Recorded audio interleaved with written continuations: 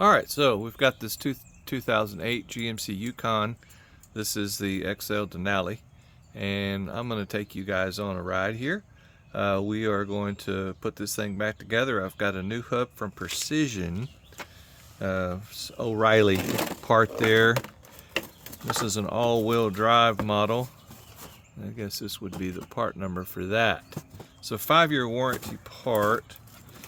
The one that's on here, the hub that's on here, is a replacement. It's not the original. I replaced it about 4 years ago, I suppose, and it's been through quite a bit. So what I'm going to do is I'm about to go back together with it. Not going to take you for the whole ride, but a pretty good part of it. What you want to make sure and do is clean all this stuff up. Okay, this is a Southern car, so it's not all rusted and jacked up, but in this case here, you know, there's dirt and whatnot in here, so you want to clean all this up. I put a little bit of this Ultra Seal in there from Grote. These bolts here torque to 133. The actual bolts torque down to 177. Okay, and then the bolts for the caliper, I forget what the torque is on that, but I always put some Loctite, some thread locking compound on these. I don't use locking compound on any of those at all.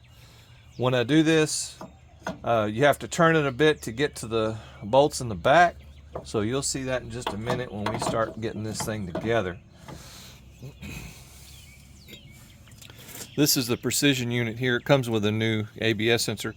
The current ABS sensor that was on there had started falling apart, so it needs to be replaced anyway. It's going to get compromised not long in the wind. It's gonna get nasty, start falling apart, throwing codes or whatever. So I hope this helps somebody get their car repaired. Just don't forget to put the shield on there. This clocks like this. It's going to clock to accommodate the ABS sensor, like so. And I always like to write down on mine. Get in there. That will get the splines lined up. There we go. I know that's going to drive somebody crazy, but that's the way it is with that thing. They always want to act up.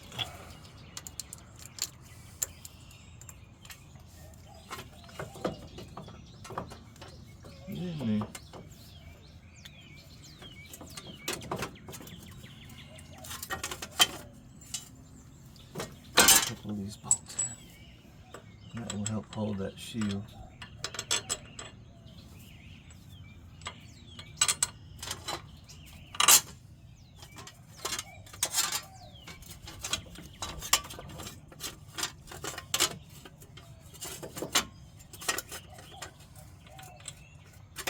There, that'll help hold the shield there. Turn this a bit so that it's in a good spot.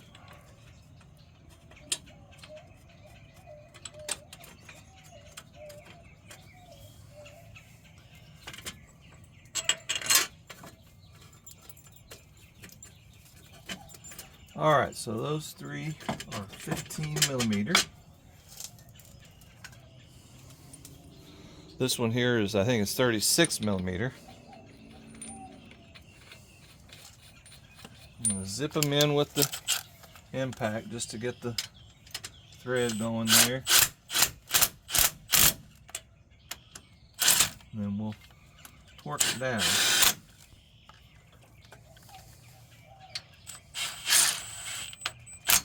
Alright, so let me go get my torque wrench. Alright, so you'll have to space it out a little bit, because with the axle in there you'll have to make some room, because the head of the torque wrench doesn't accommodate the situation very well. And this one here is right in front of the camera, so let me do this one and I'll let you watch the other. Okay, so I got those two done. I got my ABS sensor wire rerouted. Just going to stick it in here on my existing thing there. Let's get this last one torqued. You guys can watch that. I think you can see some of it. 133 is a pretty good number for these.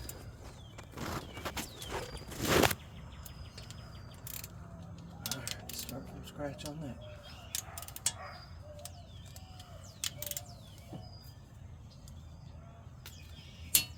There we go. Alright. Got that in there. Tighten this little, run this one in real quick.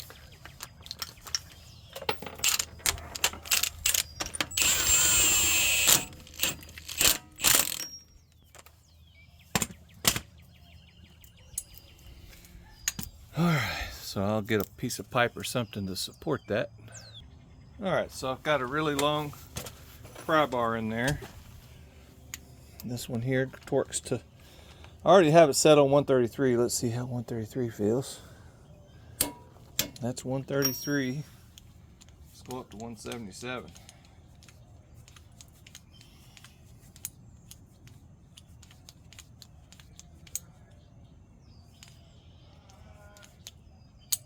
Alright, 177. It's got a little bit more grunt in it. 177. Well, don't turn the thing while you're doing it.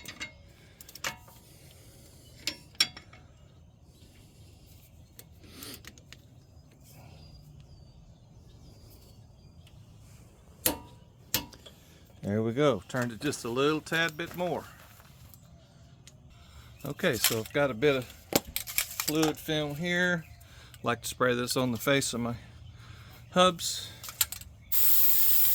Keep things nice and reasonable so we don't have problems. Let's see now.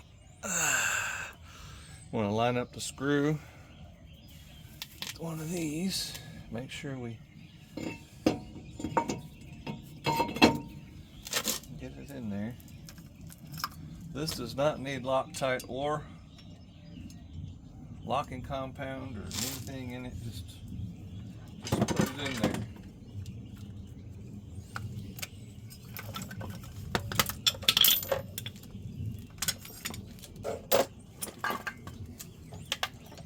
I think this is a T30. It's captured, so mostly just a thing from the factory that keeps that little feller from falling off while you're running down the factory line. Okay. Well, that's tightened up. Alright, so I'm going to need to get in front of the camera, so hang on a minute. Alright, so connected by ABS connector. Alright, so that ABS connector is not that big of a deal, but you know, this is the part that comes off. The part that plugs into it has the little button that you push, so I can't really show that now, but this one here had been broke off and zip tied on. But that's what it looks like. It's not that hard to deal with. Just take your time. And I've got the caliper all ready to go on. I always put Loctite on the caliper bracket bolts. And I'm just going to buzz those suckers in with the impact and not worry about them. Just be careful, you know, not over tighten these. They don't need to be 250 foot-pounds of torque. They just need to be good and tight. Good and tight.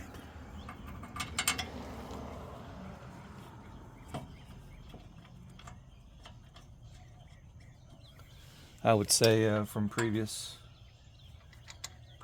ones are probably about right at around 100.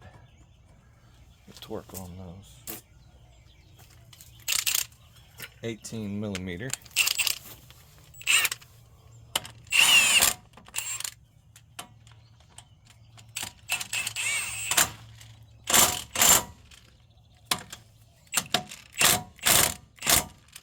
There we go.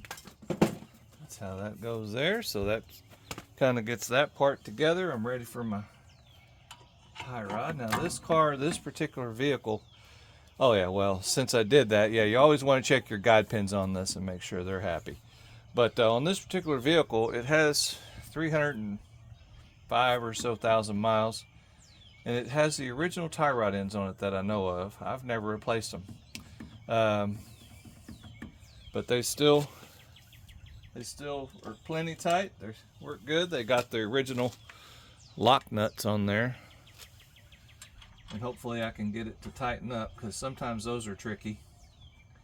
But if it doesn't cooperate, you can just get a real long pry bar and push down on it, and that will help. But you have to have a deep socket. You have to have a deep socket because of that reach on there is quite a bit of a reach. But so I'm going to do that off camera. I hope this helps somebody. I'll put some fluid film on the face of this and get this rest is put together. This is just, mostly I was just wanting to show that hub and all this stuff going together. It's not that hard. Maybe an hour-long job or something like that. Y'all have a good day. Please subscribe, please share.